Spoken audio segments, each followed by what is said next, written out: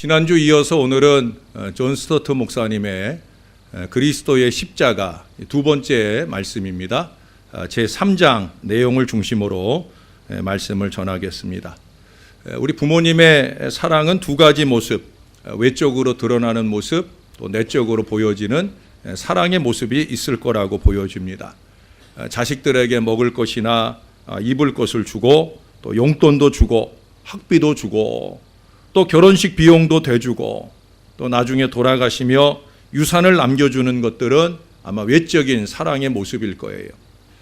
그것 외에도 더 중요한, 자식 때문에 눈물을 흘리며 울고 아파하고 슬퍼하는 동시에 또 그 자식 때문에 기뻐하고 좋아하는 내적인 모습으로도 나타난다고 말할 수 있을 겁니다. 십자가의 죽음 역시도 마찬가지입니다. 외적인 모습과 내적인 모습이 있어요. 우리가 지난주에 살펴본 것은 외적인 이유들에 대해서 살펴본 말씀들을 전해드렸습니다. 십자가 사건을 초래한 외적인 이유들로 세 가지를 꼽아드렸죠. 기억나셔요? 첫째로 꼽은 것은 빌라도나 제사장들이나 유대인들이 있고요. 두 번째로 꼽은 것은 뭐였어요? 우리 자신 때문에, 우리의 죄 때문에 라는 외적 이유가 있죠. 그리고 세 번째는 뭐였습니까? 바로 예수님, 또 하나님, 바로 그분들이 이 십자가의 죽음을 이루게 된 중요한 이유다라고 외적인 이유로 세 번째 꼽아 드렸었습니다. 오늘 아침에는 이 십자가 사건의 내적인 이유에 대해서 말씀을 드리려고 합니다. 십자가 사건이 일어나게 된 내적인 이유들을 심층적으로 분석해 보려는 것입니다. 이 내적인 이유는 한마디로 얘기하면 예수님 자신에게 있었습니다. 그 이유들은 예수님의 생각이나 마음이나 뜻과 의지, 결단에 있었다라고 하는 거예요. 외적인 요인들은 하나의 배경적인 역할을 했을 뿐이고, 정말 중요한 십자가 사건의 보다 근본적인 내적인 이유, 그것은 바로 예수님 자신에게 있었다는 거예요. 예수님이 스스로 죽기를 원하셨기 때문에 죽으셨다라고 하는 거예요. 왜 죽기를 원하셨는가? 첫째로 예수님은 우리를 위해서 죽기를 원하셨어요. 우리를 위해서. 자신을 위해서가 아니라 우리를 위해서 죽기를 원하셨다. 즉, 그분의 죽음은 전적으로 이타적인 거라는 거예요. 우리는 전적으로 이기적으로 살아갈 때가 많은데 예수님의 십자가 사건은 전적인 이타적인 사랑이었다라는 얘기예요. 예수님은 요한복음 10장 11절에서 말씀하셔요. 나는 양들을 위하여 목숨을 버리노라. 다락방에서 제자들에게 떡을 나누어 주시면서 이것은 너희를 위하여 주는 내 몸이다 라고 말씀하셨어요. 그래서 사도 바울도 오늘 우리가 읽은 이 본문 8절에 말씀하잖아요. 그리스도께서 우리를 위하여 죽으셨도다. 분명한 선포를 하고 있습니다. 자, 둘째는 예수님은 우리의 죄를 위해서 죽기를 원하셨다는 거예요. 무엇을 위해서? 우리의 죄를 위해서 죽기를 원하셨다. 우리의 죄를 사하시기 위해서 죽기를 원하셨습니다. 예수님은 다락방에서 제자들에게 잔을 나누어 주시면서 이것은 죄 사함을 얻게 하려고 많은 사람을 위하여 흘리는 바 나의 피다. 그래서 사도 바울도 성경대로 그리스도께서 우리 죄를 위하여 죽으셨다고 고린도전서 15장 3절에 기록하고 있어요. 뿐만 아니라 에베소서 1장 7절에서도 그의 피로 말미암아 죄 사함을 얻었다라는 선언을 우리에게 보여줍니다. 자, 세 번째는 예수님은 우리의 죽기를 원하셨다는 거예요. 우리의 죄를 위해서 죽으셨을 뿐 아니라 우리의 죽음을 죽으셨다. 다시 말해 우리는 우리의 죄 때문에 죽을 수밖에 없는 사람들인데 이 죽음을 모면케 하기 위해서 우리의 죽음을 대신하는 죽음을 죽으셨다는 거예요. 그 십자가 위에서 예수님께서 엘리 엘리 라마 사박다니 라고 부르짖었는데 그것은 우리의 죽어야 할 저주의 죽음을 대신 죽으시는 죽음의 부르짖음이었다는 거예요. 예수님은 우리의 죽음을 죽으시기를 원하셨다. 자, 이제 네 번째입니다. 예수님은 우리의 구원과 영생을 위해서 죽기를 원하셨다는 거예요. 예수님께서 선한 목자는 양으로 생명을 얻게 하고 더 풍성히 얻게 하려고 목숨을 버리노라. 왜 내가 목숨 버리는 줄 아느냐? 너희들 살리려고 하는 거다 말씀하셨어요. 사도 요한도 우리가 잘 아는 그 3장 16절에서 이는 저를 믿는 자마다 멸망치 않고 영생을 얻게 하려 하심이라 말했고요. 사도 바울도 이렇게 기록합니다. 그리스도께서 우리를 위하여 죽으사 우리로 하여금 깨든지 자든지 자기와 함께 살게 하려 하심이라. 살리기 위해서 죽으셨다는 거예요. 그래서 하나님께서는 예수님으로 하여금 3일 만에 부활하도록 하신 거예요. 부활까지의 결실이 없으면 우리를 살릴 수 없거든요. 십자가 사건만으로는 살릴 수 없는 거예요. 그래서 부활의 영광으로 관을 씌우시사 저와 여러분에게 영생하는 구원의 은혜를 주시기 위해서 죽으신 주님의 죽음이 합당하게 결실하도록 해주셨다는 거예요. 예수님은 우리를 살리시기 위해 우리에게 영생을 주시기 위해 스스로 죽기를 원하셨다. 이것이 십자가 사건의 내적 이유들입니다. 네 가지 다 꼽았으니까 여기서 끝나면 참 좋겠죠. 이 네 가지 사건이 도대체 예수님 속에서 어떻게 나타나는지를 살펴봐야 되겠습니다. 그래서 예수님의 십자가 전야와 십자가 당일에 일어난 세 가지 장면을 함께 살펴보려고 합니다. 그 세 장면에 비춰진 예수님의 마음, 그 마음을 좀 깊이 살펴보려고 하는 거예요. 우리가 성경을 볼 때도 성경 안에 있는 깊은 그 성경의 정신을 바로 헤아리는 게 중요해요. 또 십자가 사건도 단순하게 볼 것이 아니라 그 십자가에 달리신 예수님의 그 마음, 생각 이런 것들을 좀 더 알아야 할 필요가 있다는 거예요. 그래서 예수님이 이 지상에서 지낸 마지막 24시간 중에 일어난 장면들을 세 가지로 분류해서 살펴보려고 합니다. 각 장면에서 우리는 예수님의 말씀들을 들을 수 있고 그 말씀들 내면에 숨겨져 있는 우리 예수님의 마음을 헤아려 살필 수 있게 될 것입니다. 첫 번째 살펴볼 대목은 바로 다락방에서의 최후의 만찬 장면입니다. 목요일 저녁이었죠. 예수님은 자기의 지상생애에서의 마지막 지는 해를 보시게 됩니다. 이제 15시간 이내에 그분의 사진은 십자가 위에 펼쳐져서 못 박혀지게 될 것입니다. 24시간 안에 그분은 죽어서 장사되실 것입니다. 지금 예수님은 그 마지막 식탁의 자리에 계셔요. 이미 그 사실을 알고 계시다는 거예요. 여러분, 예수님은 잘 아시는 대로 한 인간으로서는 짧다고 보여지는 33년의 생애를 살았어요. 성인이라고 일컬어지는 사람들의 생애를 보면 모하메드의 경우에는 60세까지, 소크라테스는 70세까지 살았고요. 플라톤과 석가모니는 80세 이상을 살았다고 전해져 오는데 예수님은 그들의 절반도 안 되는 33년이라는 아주 짧은 생애를 살았다는 거예요.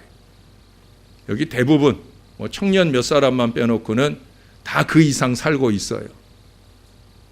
그런데 여러분, 만약에 이제 막 33세에 들어선 사람이 이제 요절할 수밖에 없게 되었다라는 사실을 알았다고 생각해 보십시오. 아마 그는 좌절과 슬픔에 빠지게 될 거예요. 그가 요절하게 될 그 질병이나 이유 때문에 죽는 것이 아니라 어쩌면 그 좌절이 그를 더 빨리 죽게 만들 수도 있을 거예요. 사명을 다하지 못하고 일찍 죽는 것을 비관하게 될 것입니다. 그러나 여러분, 예수님은 그러지 않았습니다. 예수님은 앞으로 24시간 안에 자기의 사명을 완수하게 될 것을 내다보고 계셔요. 예수님은 자기의 사명을 과거의 일로 여기시는 것이 아니라 앞으로 24시간 안에 일어날 미래의 일로 보고 있다는 거예요. 사명을 과거의 일로 보는 사람은 자기 자랑하기에 급급합니다. 기승전자랑. 끊임없이 그래요. 그것은 사명의 과거지향적인 어리석은 생각이죠. 진정한 사명자는 사명을 미래로 보는 거예요. 내가 해야 할 일이 또 무엇이 남아있는가? 그 일을 위하여 나는 어떤 마음과 태도로 행해야 할까? 그게 진정한 사명의 자세예요. 예수님은 그런 사명의 자세로 지금 서 있다라고 하는 거예요. 그분이 나중에 십자가 위에서 다 이루었다라고 외칠 수 있었던 것은 그분이 운명하기 수초 전의 일입니다. 그 죽음의 순간이 이르기 전에는 다 이룬 것이 아니죠. 죽으셨기에 다 이루는 거예요. 그 다 이루는 사명의 순간까지 우리는 뒤를 돌아보지 말고 예수님처럼 앞만 보고 가야 되는 거예요. 예수님은 지상에서의 마지막 만찬을 따로 떨어진 조용한 집 다락방에서 제자들과 함께 가지게 됩니다. 그들은 유월절 음식을 먹기 위해서 한 집에 모여 있습니다. 아시는 대로 유월절은 이스라엘의 해방과 구원을 기념하는 가장 큰 명절입니다. 3대 절기 중에서도 제일 큰 절기라고 할 만한 그런 이스라엘의 중요한 날이에요. 예수님은 제자들과 식사하던 자리에서 일어나 그 겉옷을 벗고 수건을 가져다가 허리에 두르시고는 대야에 물을 손수 떠다가 제자들의 발을 하나씩 씻어 주셨습니다. 그리고 다시 식사를 계속하셔요. 식사하던 중에 어느 시점에 이르렀을 때 예수님은 떡 한 덩이를 들어서 축사하시고 그것을 떼어 제자들에게 나누어 주시면서 말씀하셨죠. 이것은 너희를 위하여 주는 내 몸이다. 이것을 받아 먹어라. 이것을 먹어야 산다. 이것이 주님의 선언이었어요. 예수님은 불과 몇 시간 후면 십자가에 달려 찢기실 자신의 살을 가리키시며 그 살을 먹어야 산다고 말씀하고 계시는 거예요. 그리고 또다시 포도주 한 잔을 들어서 축사하시고는 그건 역시도 제자들에게 나누어 주시면서 이렇게 말씀하셨어요. 이것은 죄 사함을 얻게 하려고 많은 사람을 위하여 흘리는 바 나의 피, 곧 언약의 피니라. 이것을 받아 마셔라. 이것을 마셔야 죄 사함과 구원을 얻는다. 예수님은 몇 시간 후에 십자가에 달려 흘리실 자신의 피를 가리키시며 그 피를 마셔야 산다라고 말씀하신 거예요.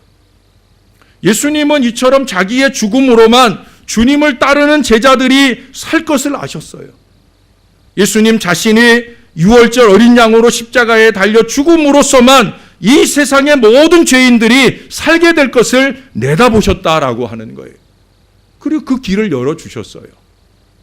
근데 저와 여러분이 이 구원의 완성을 위해서 해야 할 일이 딱 한 가지 있어요. 다른 어려운 일 요청하지 않으셔요. 딱 이 한 가지입니다. 그게 뭐냐? 겸손히 엎드려서 우리 예수님의 살과 피를 받아 먹는 거예요. 그래서 그 자리에서 예수님이 겸손의 본을 보여주시고자 친히 제자들 앞에 무릎을 꿇으시고 그 제자들의 발을 하나하나 닦아 주신 거예요. 이 겸손의 자세가 너희가 주님의 살과 피를 먹고 구원받을 수 있는 마음이다 라는 사실을 알게 해주시는 거죠. 모든 체면을 버리고 모든 선입견을 버리고 겸손히 무릎을 꿇고 주님의 살과 피를 받아 먹어야 죄 사함을 받을 수 있고 영생을 얻을 수 있다 하는 진리를 그 최후의 만찬 자리에서 저와 여러분에게 가르쳐 주시는 것입니다. 자, 이제 두 번째로 가겠습니다. 겟세마네 동산에서의 고난의 장면입니다. 식사를 마치신 후에 예수님은 제자들을 데리고 감람원 겟세마네 동산으로 가셨어요. 겟세마네라고 하는 말의 뜻은 기름을 짜는 곳이라고 하는 뜻이에요. 예수님은 그곳에서 기름을 짜르듯 그렇게 온몸과 영혼의 기름을 짜면서 극심한 고뇌의 시간을 가지시게 됩니다. 3번이나 같은 기도를 반복할 정도의 고뇌의 시간입니다. 그래서 예수님은 제자들에게 깨어서 기도하라고 처음에는 나를 위해서 좀 기도해라 부탁을 했는데 이 부탁이 외면을 당하니까 야, 나는 고사하고 너희 자신들을 위해서라도 깨어서 좀 기도해라. 그런 당부의 말씀을 했지만 우리가 잘 아는 대로 그날 밤 깨어서 기도한 사람은 오직 깊은 고뇌에 쌓인 예수님 뿐이었어요. 우리가 사순절을 만나도 아무 생각 없이 날마다의 생활을 지내는 것과 어쩌면 비슷하지 않을까 하는 생각을 안타까운 마음으로 하게 됩니다. 여러분, 예수님은 그곳에서 심히 고민하여 죽게 되었다 이 말씀을 하시잖아요. 예수님은 그곳에서 슬픔과 두려움과 답답함과 고뇌와 고통에 사로잡혀 죽게 되었다라고 복음서 기자들은 다 적어주고 있어요. 예수님은 그래서 그 시련을 가리켜 쓴 잔이라고 말씀하시면서 가능하면 이 잔을 마시지 않을 수 있도록 그것이 자기에게서 지나가기를 간절하게 기도하셨어요. 그러면 이 잔은 무엇을 가리키는 것이겠습니까? 도대체 이 잔이 무엇이기에 쓴 잔이며 이 쓴 잔을 예수님이 마시고 싶지 않았을까? 십자가 달려서 그 육신이 겪게 되는 육체적 고통을 가리켰을까? 그 제자들과 유대인들로부터 그 배신과 버림받음의 이 정신적 고통을 가리켰을까? 우리 사람들이라면 그럴 수 있죠. 부족한 목사나 우리 사람들은 때때로 사람들로 인해서 배신당하거나 육체가 조금 아프거나 그러면 그것으로 인해 무척 큰 고통을 겪고 있는 듯 그렇게 생각하고 말하려고 할 때가 많죠. 그러나 예수님이셔요. 예수님은 그렇지 않으시죠. 만약에 예수님도 나 같은 그런 존재라고 생각을 한다고 하면 그렇게 생각하는 사람이 있다면 그는 아마 바보 중에서도 가장 큰 바보일 거예요. 왜냐하면 소크라테스라는 사람도 독약이 든 잔을 마시면서 조금도 떨지도 않고 두려워하지도 않고 오히려 즐겁고 담대하게 그 마지막 한 방울까지 모두 마셨다는데 어떻게 우리 예수님, 하나님의 아들 예수님이 이 죽음의 고통이나 사람들의 배신 따위를 두려워했을까 하는 얘기예요. 절대 그것이 아니라는 얘기죠.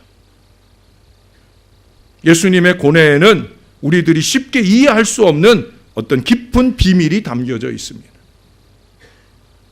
그렇기 때문에 때때로 순교자들은 기쁘게 그 죽음을 맞이해요. 그러나 우리 예수님은 슬퍼하며 오늘 주님이 십자가 앞에 있어요. 순교자들은 열정에 불타고 있어요. 그러나 우리 주님은 지금 망설이는 모습을 우리에게 보여주고 있어요. 주님이 나약해서?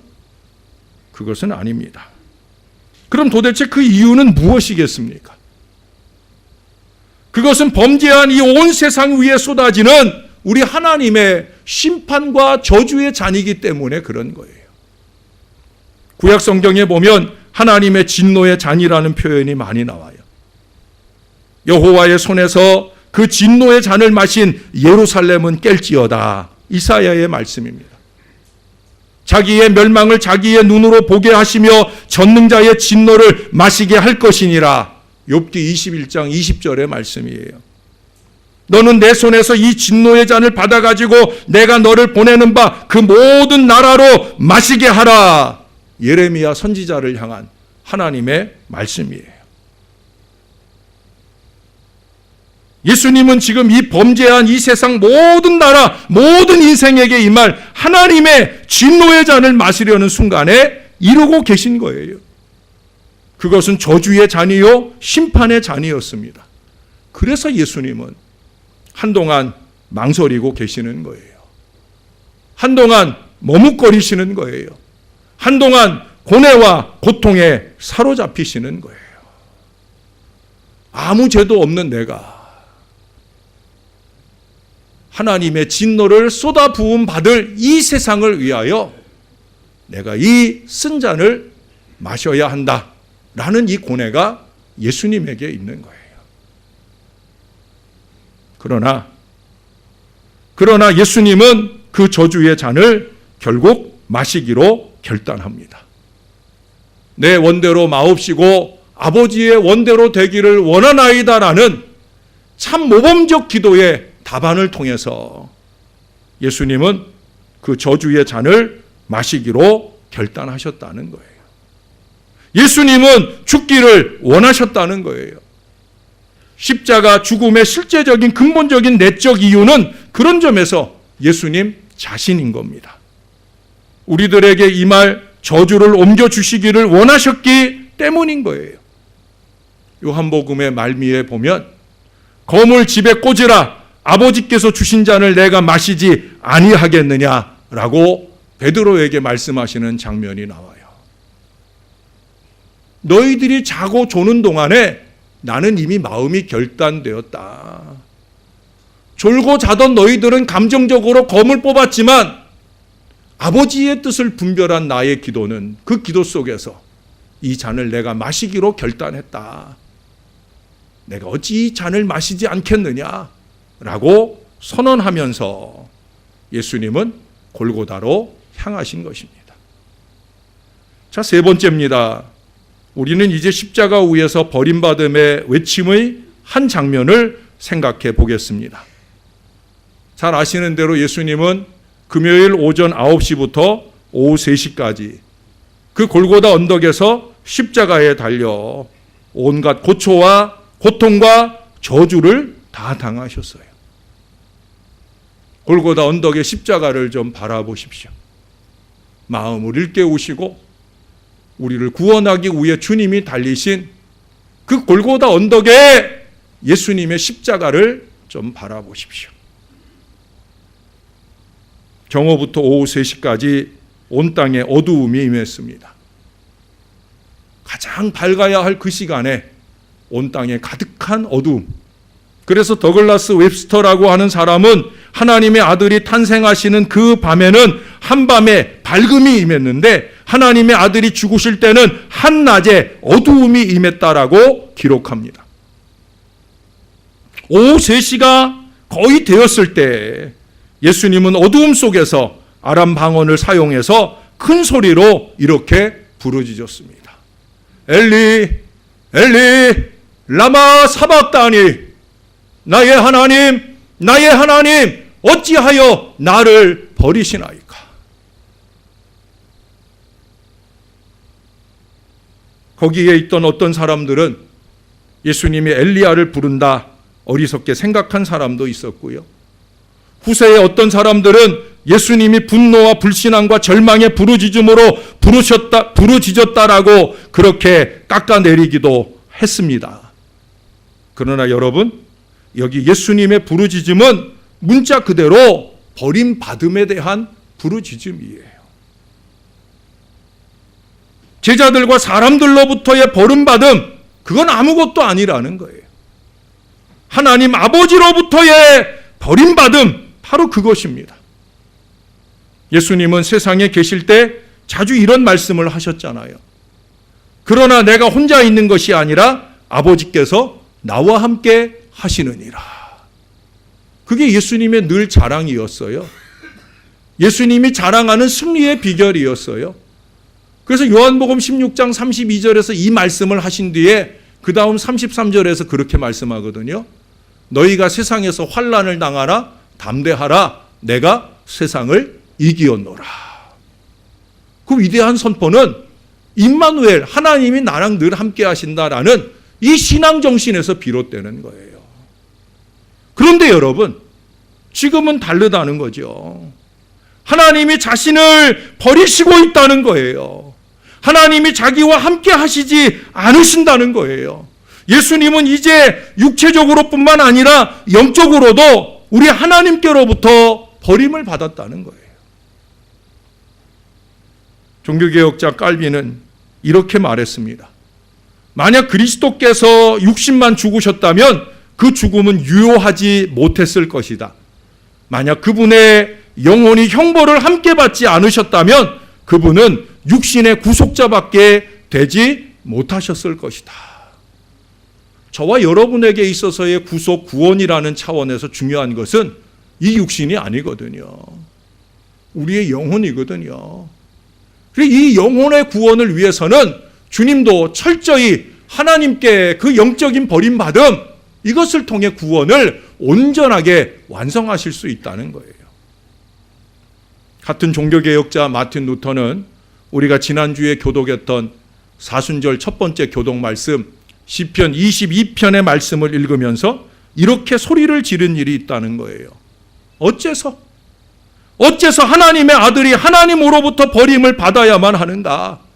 나 루터가, 죄인인 나 루터가 하나님으로부터 버림받는 것은 너무나 당연한 일인데 어째서 죄 없으신 하나님의 아들이 하나님으로부터 버림을 받아야만 하는가? 어째서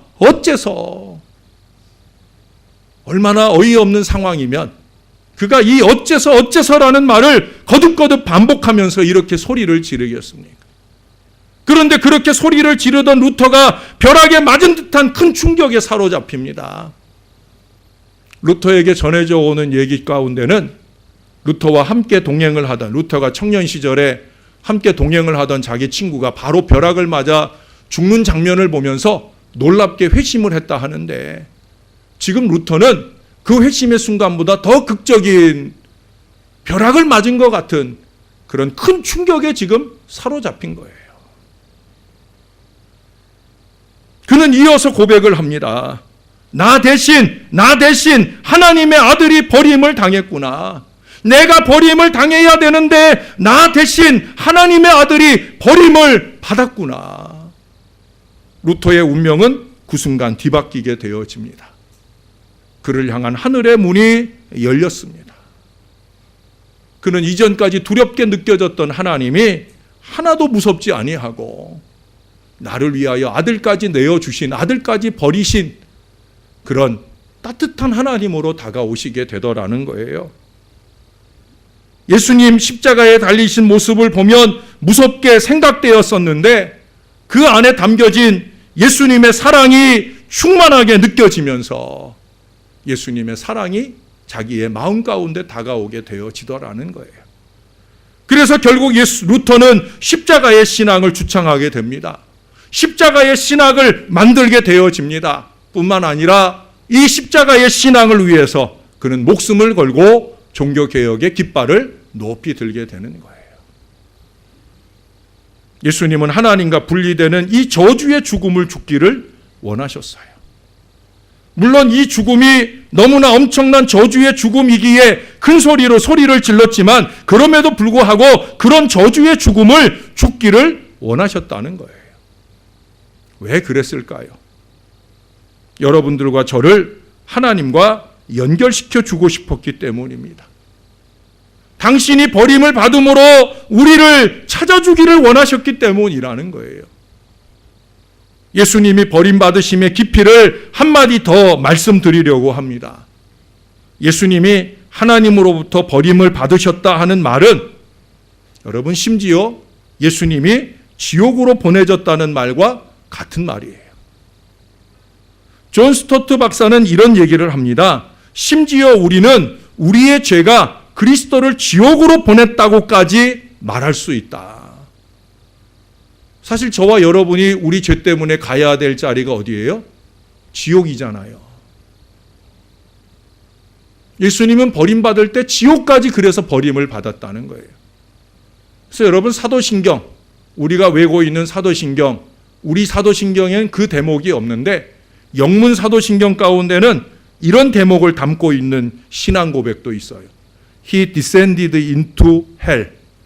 그가 지옥에 내려가셨다. 물론 천주교인들은 이것을 면죄부를 합리화하는 그런 고백으로 사용을 하지요.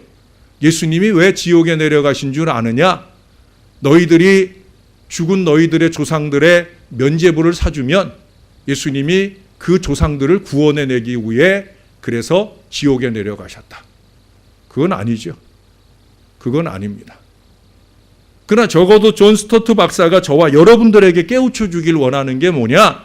그것은 우리의 반복되는 어리석은 죄악 때문에 주님이 지옥에까지도 버림받을 수 있으시다는 사실을 우리에게 경각하고 있는 거예요. 이제 말씀을 맺고자 합니다. 왜 그가 죽으셨습니까? 십자가 죽음의 근본적인 내적 이유가 무엇이냐는 거예요. 십자가 죽음의 근본적인 내적 이유는 예수님 자신이었습니다. 예수님이 스스로 죽기를 원하셨어요. 왜?